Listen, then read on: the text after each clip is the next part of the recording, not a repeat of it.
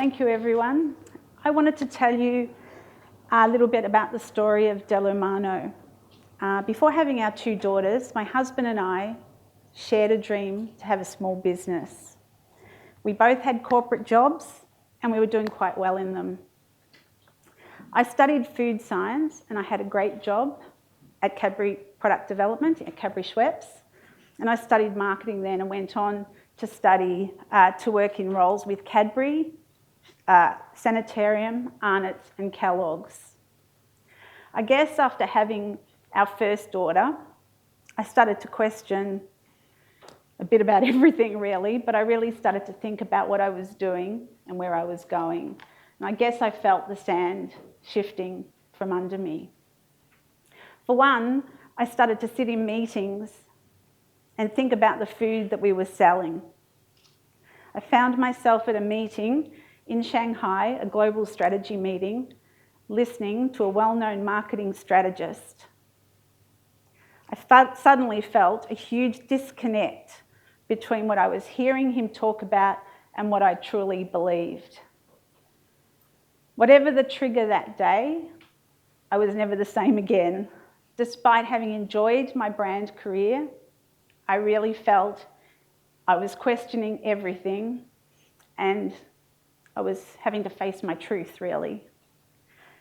From the time that I was a small child, I loved cooking and I loved food. I can remember actually being a little kid dreaming about having my own food business.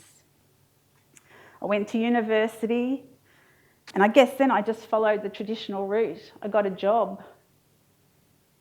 I worked for those great food brands, as I said, but all the while, I harboured the seed of a small business, and that seed is really hard to get rid of. In fact, I'm not sure that you can. As I sit back and think of that meeting in Shanghai, I think of myself sitting there and I think every cell in my body was putting on the brakes, digging in its heels, and saying, follow your dream. We knew the moment the inspiration for Dello Mano, our business, struck us. We'd worked in multinational companies, as I said, and I guess we knew that we were longing for a connection with handmade food, handmade real food, food that came before plastic packaging, preservatives, and pretend flavours. We just knew that that's what we were all about. We were wandering through the streets of Rome with our two little girls, and all of a sudden it struck us. What was the scene of the ordinary became our inspiration. We saw the emotion of the shopkeepers as they handed their goods to their customers with so much emotion, so much care, and so much love. When we came home to Australia, we knew that we had to do something that followed in that path. So we knew it was about handmade, we knew it was about love, we knew it was about art and humanity in food. So we called our business Dello Mano, which is corrupted Italian for of the hand. So we had the why, but we didn't have the how. We did a lot of market research and we identified that there was an opportunity for an underdeveloped brownie market in Australia. Having had the chocolate experience, it seemed like a pretty good idea. We set out to develop that market, and what I decided was we would make the best chocolate brownie in the world. I would revolutionise the brownie market in the world.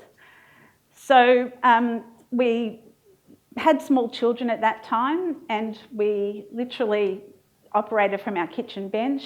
We developed hundreds of recipes. At that time, I really struggled, having had a corporate career, to need a lot of the tools that you have in corporate and a lot of the money that you basically have in corporate. And so, the struggle as a new entrepreneur was coming to grips with not having all that money and having to find alternative ways. So, I found myself as a young mum being invited to children's events, mothers groups, networks, all that sort of stuff. So I had the creative idea to, every time there was one of those groups, I would take along brownie prototype XYZ and get them to try it. And then I'd secretly listen to the mums talking and collect my market research. At one of those meetings, I took along a prototype of brownie, and all of a sudden this woman shot up and from seating and said, "Who baked that brownie?" And I kind of went, "Oh, me." And she said, "It was amazing." So at that moment in time, I knew that was a sign of the universe. That was the recipe, and that we'd actually get going on that. So we launched Dello Mano. We took brownies to the Australian marketplace. We were the brownie pioneers. We took brownies to a marketplace that was really full of macarons and also cupcakes. Nobody really wanted a brownie, or nobody knew that they wanted a brownie. Nobody really wanted a brownie, let alone 11 years ago, a box of brownies that was $50 a box. So it was a big move for us. We eventually was asked by Jan Powers to come along and come to her market, and I don't know if anyone knows Jan Powers, but in those days it was very prestigious, and to be invited by her personally was a really big deal. So we went along and we basically faced up to people and got them to try a brownie sample.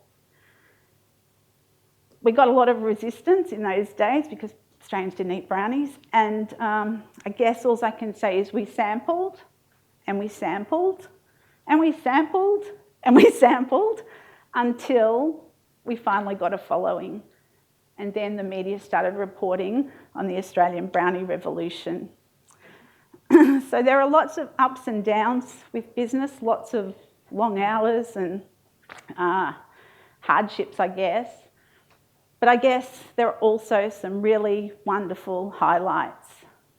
The highlights for us have been that our brownies been enjoyed by celebrities, rock stars, world leaders all around the world. Our brownies have been to Mount Everest, top of Mount Everest, apparently, I wasn't there, and to the front line of Afghanistan. So to start with a humble little brownie and see it go that far has been amazing.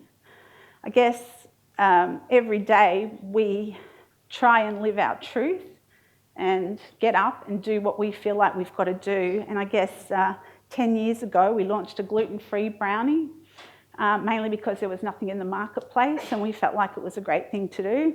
And more recently, as you probably know, we launched the vegan luxury brownie.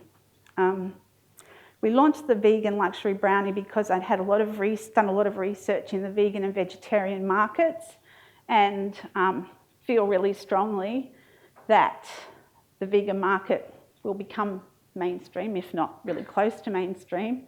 So I felt really strongly. I guess I'm a natural nudger as well, and I felt like normalising it in a place like ours helped to move the vegan kind of opportunity. Secondly, I really felt like our brand should offer a vegan alternative because, you know, we're the brownie experts. We should have something for everybody. And thirdly, at that time, Katie Dull was my personal trainer. Katie, as you probably know, is a big fan of veganism and vegan food. And I felt like if I didn't launch that brownie, she was never going to let me off that rowing machine. So we launched as a result. Our family business, we're a family business. Our two daughters actually study here at QUT now. It's every day, you know, we've morphed as a business. We have had to accept some disciplines in the entrepreneur world. We've morphed along as we have moved, but we've had our ups and downs, but I guess we still every day live a passion for handmade food, and that is something that we're really proud of. Every day we wake up and we follow our dream now. Our dream was to support, nurture and protect the intangible and tangible benefits of handmade food. And that's what we do.